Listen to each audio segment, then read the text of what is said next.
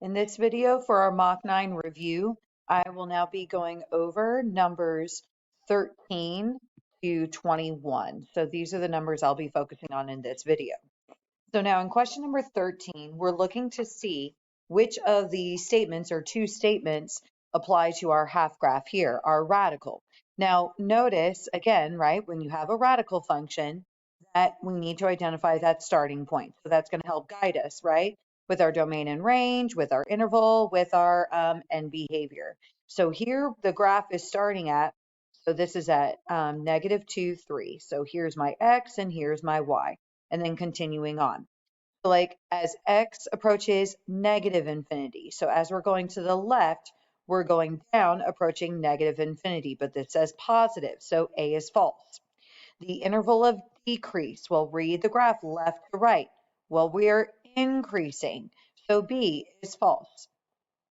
As x approaches infinity, so now as we're going to the right, we're stopping at what y value? 3, because remember, end behavior, f of x, is our y value. And here, ending at 3. So we're approaching 3, so C is an answer. Now looking at the range. So if you need to, break apart and identify the domain and range. So domain is x values, range is y values. Your domain x values are starting at -2, right, from your x coordinate. Range is starting at 3. Then remember, domain is your x, your left and right. So we're going to the left, so your domain is less than or equal to. Then from there, you have to go down, which is also less than or equal to. So D is the other second option. So then for those, just to see why E is false, over the interval, so X values from -5 to -2. So we're looking at this portion of our graph. Those values are above the x-axis in the positive area, not negative. Then in question 14, notice how we have our cubed root function. So going on in both directions, domain and range. And again, we're looking for true.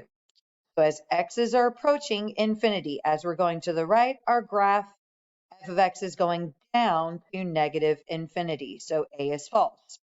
Then now domain.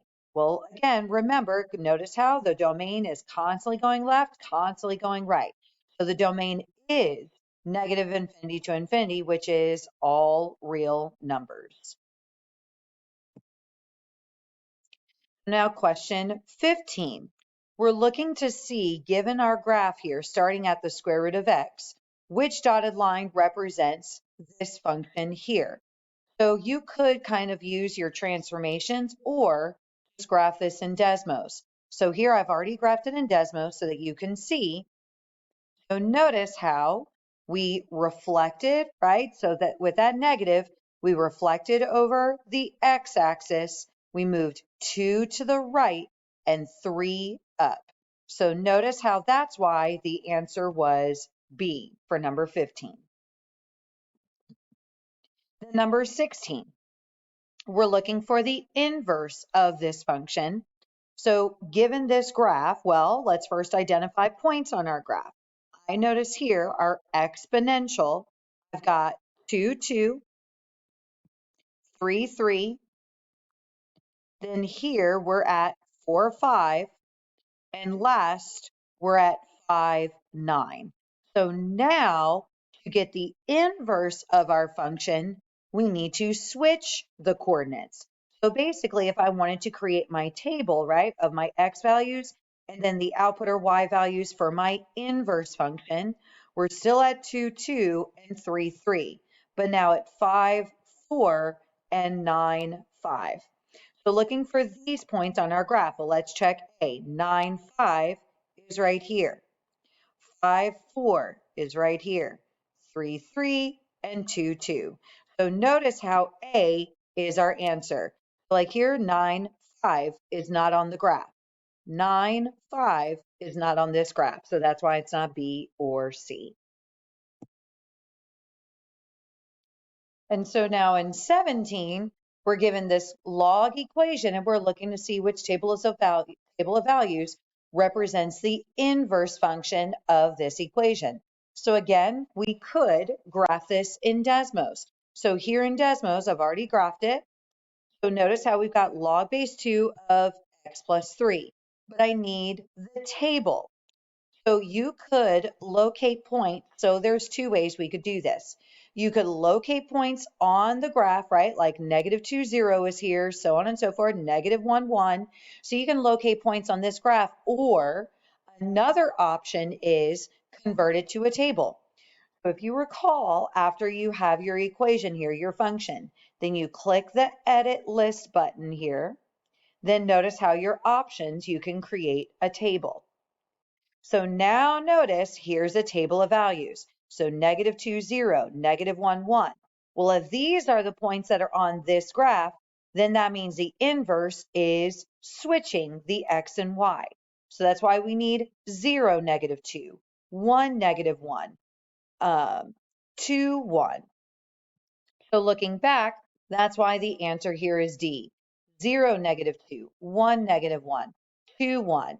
You know what? I'm going to go ahead and give the x value of 5 to see if they've switched to get my out, to get my here. So if we put in, so if I put in 5, there you go. Notice how we have 5, 3. So the inverse would be 3, 5. So notice how here, there's your inverse table of values. So now getting into our exponential and logarithmic functions. Holly deposited this amount here in a savings account. The account receives, here's our interest rate, or 0.045, right? Move the decimal 2 times or divide by 100. Notice how that interest is compounded how often? Monthly. So we have n, which is equal to 12 for your monthly.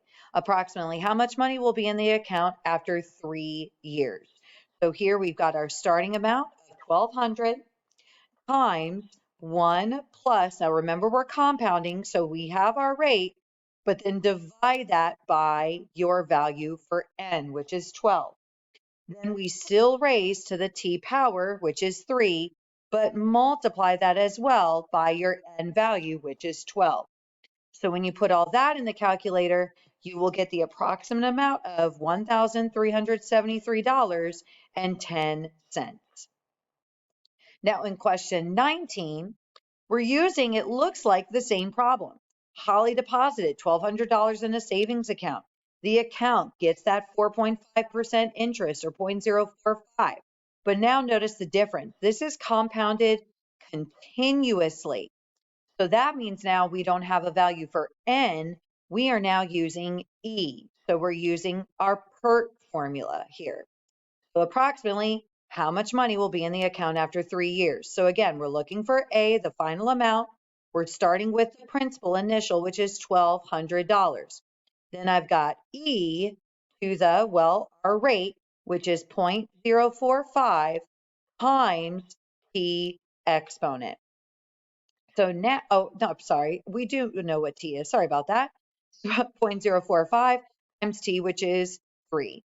So now you put this value here in your calculator, and the final amount is approximately $1,373.44. Then question 20. We are starting with the population of 76,000 in 2018.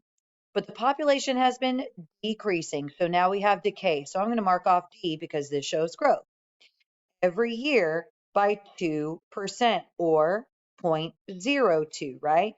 Because again, move the decimal 2 times or divide by 100. So I'm going to mark off B because they have the wrong rate here. Which expression represents? Well, notice the difference between the two, which is your years. Well, if we're starting in 2018 and we're now in 2023, 5 years have passed. That's why the answer is A. And question 21. How long does it take for this investment to double at an annual interest rate of 7.25% compounded continuously? Now, we could solve this 2 different ways, but first, notice how we're compounding continuously. So again, we're using E.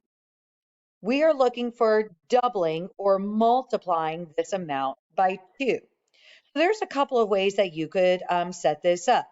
Well, we started with $1,200, right? Then we're doubling that, which means multiplying that by 2.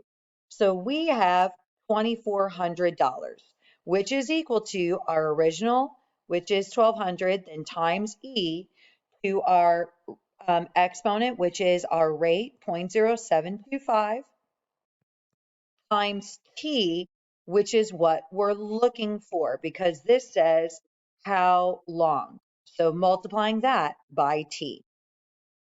So that is one way of setting up this problem.